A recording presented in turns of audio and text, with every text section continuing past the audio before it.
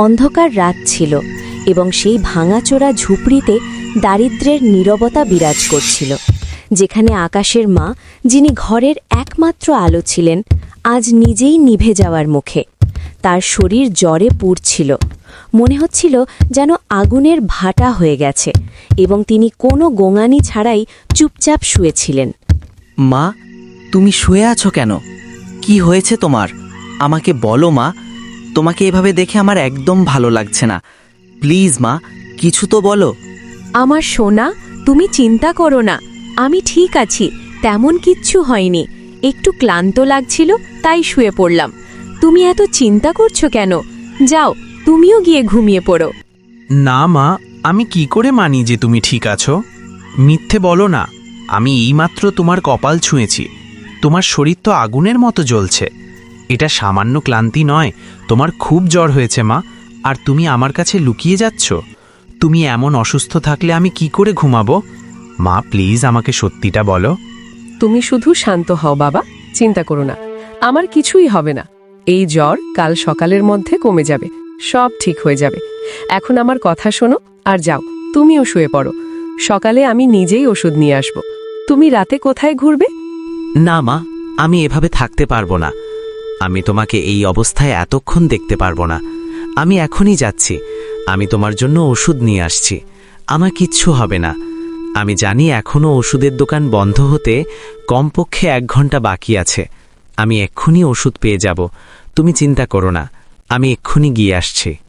মা বারণ করা সত্ত্বেও আকাশের মনে মাকে সুস্থ করার তীব্র আকাঙ্ক্ষা। দারিদ্র্যের সেই রাতে আকাশ কোনো ভয় ছাড়াই মায়ের জন্য ঔষধ আনতে বেরিয়ে পড়ল। অন্ধকার জনমানবশূন্য গলি পার হয়ে সে দোকানে পৌঁছল, প্রয়োজনীয় ওষুধ নিল এবং সেই একই দ্রুততায় বাড়ির দিকে ছুটল।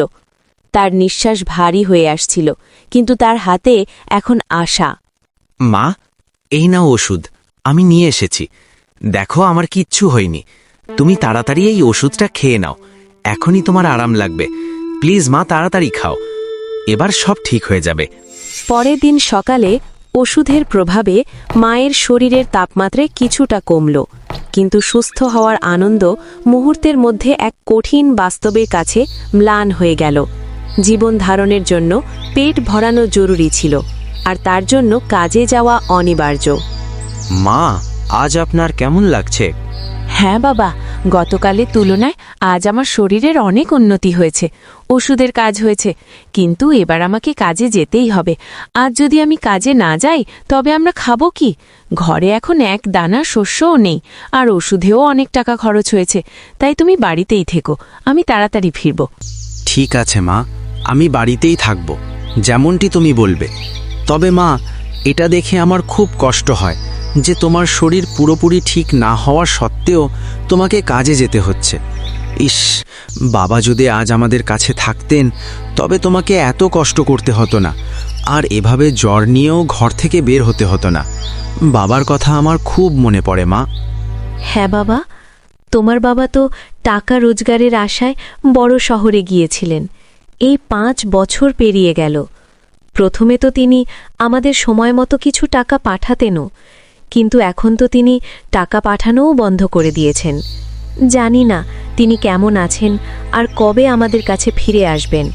আমি খুব চিন্তায় থাকি। মা, তুমি চিন্তা করো না, ঈশ্বরের ওপর ভরসা রাখো।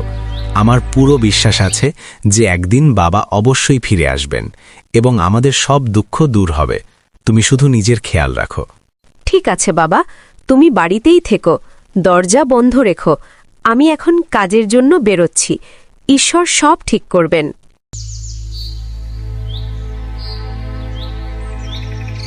ও রফিক ভাই, তোমার গরুটার দাম কত হলো? ভাই, তুমি তো জানো আমি লাখ টাকার নিচে গরু কিনি না। আমার জন্য এটা গর্বের বিষয়। হ্যাঁ শুনেছি, কিন্তু এবার গরুটা কেমন, দামটা বলো তো। আমাদের গ্রামে সবাই জানে আমার মতো দামি গরু আর কেউ আনতে পারে না, আর আনবেও না। আমি বড় গরু না কিনলে ঈদটা আমার কাছে সম্পূর্ণ মনে হয় না। এই সরল কথাগুলোর পর মা, আলো, সুরেশ শেঠজির আলিশান বাড়ির দিকে রওনা হল। সারাদিন তিনি নিজের অসুস্থ শরীরের পরোয়া না করে মনোযোগ ও সততার সাথে সমস্ত কাজ করলেন। সন্ধে হতেই নিজের পরিশ্রমের ফল পাওয়ার আশায় তিনি দ্বিধাগ্রস্ত মনে সুরেশ শেঠজির কাছে মাসের মাইনে চাইলেন। শেঠজি, আমার এই মাসের কাজ শেষ, আপনি যদি আমার হিসাবটা করে দেন তবে বড় দয়া হয়। শেঠজি পকেট থেকে টাকা বের করে মায়ের বিকে বাড়িয়ে দেন, যা পুরো মাসের বেতনের চেয়ে কম। এই নাও তোমার হিসাব, এই নাও, এত টাকাই পাবে তুমি। কি হলো, এত কম কেন দিচ্ছি জিজ্ঞেস করছো? আরে এই মাসে তুমি ঠিকমতো কাজ করোনি এবং তুমি বেশ কয়েকদিন ছুটি নিয়েছিলে, যার কারণে আমার অনেক ক্ষতি হয়েছে। তাই আমি তোমার কিছু টাকা কেটে নিয়েছি। পরের বার থেকে খেয়াল রেখো এবং কাজে কোনো ফাঁকি দিও না, তবেই তুমি পুরো মাইনে পাবে। মা আলু শেঠজির দেওয়া কম টাকা হাতে নিলেন এবং মনে মনে সব হতাশা চেপে রাখলেন। গরিবের পরিশ্রমের মূল্য কেউই বোঝে না। পেটের আগুন নেভানোর জন্য তাকে পরেশ দোকানদারের দোকানে যেতে হল। সেখানে প্রতিদিন ধারের বোঝা বাড়ছিল। মা জানতেন আজও তাকে দোকানদারের কড়া কথা শুনতে হবে। আরে তুমি আবার এসেছ? দেখো, তুমি রোজ বাজার নিয়ে যাও, কিন্তু টাকা দাও আধা আধি। তোমার ধারের খাতা রোজ বাড়ছেই, এটা কেমন নিয়ম? আমি তোমার ধারের টাকা আর কতদিন নিজের পকেট থেকে ভরতে থাকবো বলো? তুমি এই পুরনো ধার কিভাবে শোধ করবে? আমি এখন রোজ রোজ তোমাকে এভাবে ধার দিতে পারবো না।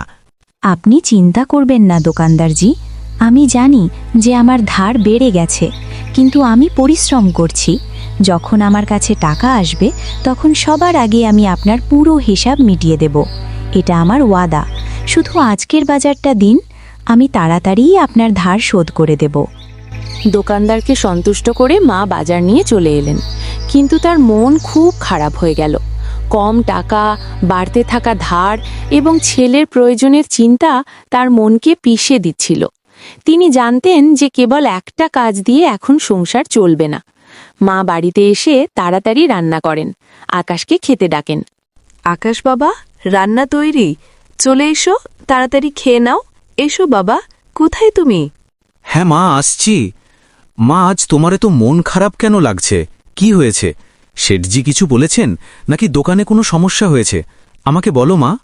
বাবা, আমি একটা সিদ্ধান্ত নিয়েছি। তুমি তো জানো যে এই একটা চাকরি দিয়ে ঘরের খরচ, তোমার পড়াশোনার খরচ আর ওষুধের খরচ এইসব চলবে না। তাই আমি ভাবছি যে এবার আমি বাড়িতে সেলাইয়ের কাজও শুরু করব, যাতে সেখান থেকেও কিছু বাড়তি টাকা আসে। এতে আমাদের কিছুটা সাহায্য হবে। হ্যাঁ মা, এটা তো খুব ভালো ভাবনা। আমিও তোমার সাথে এই কাজে কিছুটা সাহায্য করব। আমিও হাত লাগাবো। সাব্বাস আমার বাচ্চা, আমার সাহসী ছেলে। কিন্তু এখন তুমি আগে খেয়ে নাও এবং ঘুমিয়ে পড়ো। কাল সকালে তোমার স্কুলও যেতে হবে। পড়াশুনো সবচেয়ে জরুরি, সেটা ছেড়ো না। পরের দিন সকালে ওষুধের প্রভাবে মায়ের শরীরের তাপমাত্রায় কিছুটা কমল, কিন্তু সুস্থ হওয়ার আনন্দ মুহূর্তের মধ্যে এক কঠিন বাস্তবের কাছে ম্লান হয়ে গেল। জীবন ধারণের জন্য পেট ভরানো জরুরি ছিল, আর তার জন্য কাজে যাওয়া অনিবার্য। মা, আজ আপনার কেমন লাগছে? হ্যাঁ বাবা, গতকালের তুলনায় আজ আমার শরীরের অনেক উন্নতি হয়েছে। ওষুধের কাজ হয়েছে, কিন্তু এবার আমাকে কাজে যেতেই হবে। আজ যদি আমি কাজে না যাই তবে আমরা খাবো কি? ঘরে এখন এক দানা শস্যও নেই, আর ওষুধেও অনেক টাকা খরচ হয়েছে। তাই তুমি বাড়িতেই থেকো, আমি তাড়াতাড়ি ফিরব। ঠিক আছে মা, আমি বাড়িতেই থাকব, যেমনটি তুমি বলবে। তবে মা, এটা দেখে আমার খুব কষ্ট হয় যে তোমার শরীর পুরোপুরি ঠিক না হওয়া সত্ত্বেও তোমাকে কাজে যেতে হচ্ছে। ইস, বাবা যদি আজ আমাদের কাছে থাকতেন তবে তোমাকে এত কষ্ট করতে হতো না, আর এভাবে জ্বর নিয়েও ঘর থেকে বের হতে হতো না। বাবার কথা আমার খুব মনে পড়ে মা। হ্যাঁ বাবা, তোমার বাবা তো টাকা রোজগারের আশায় বড় শহরে গিয়েছিলেন। এই 5 বছর পেরিয়ে গেল। প্রথমে তো তিনি আমাদের সময় মতো কিছু টাকা পাঠাতেনও, কিন্তু এখন তো তিনি টাকা পাঠানোও বন্ধ করে দিয়েছেন। জানি না তিনি কেমন আছেন আর কবে আমাদের কাছে ফিরে আসবেন। আমি খুব চিন্তায় থাকি। মা, তুমি চিন্তা করো না, ঈশ্বরের ওপর ভরসা রাখো। আমার পুরো বিশ্বাস আছে যে একদিন বাবা অবশ্যই ফিরে আসবেন এবং আমাদের সব দুঃখ দূর হবে। তুমি শুধু নিজের খেয়াল রাখো। ঠিক আছে বাবা, তুমি বাড়িতেই থেকো, দরজা বন্ধ রেখো। আমি এখন কাজের জন্য বেরোচ্ছি। ঈশ্বর সব ঠিক করবেন।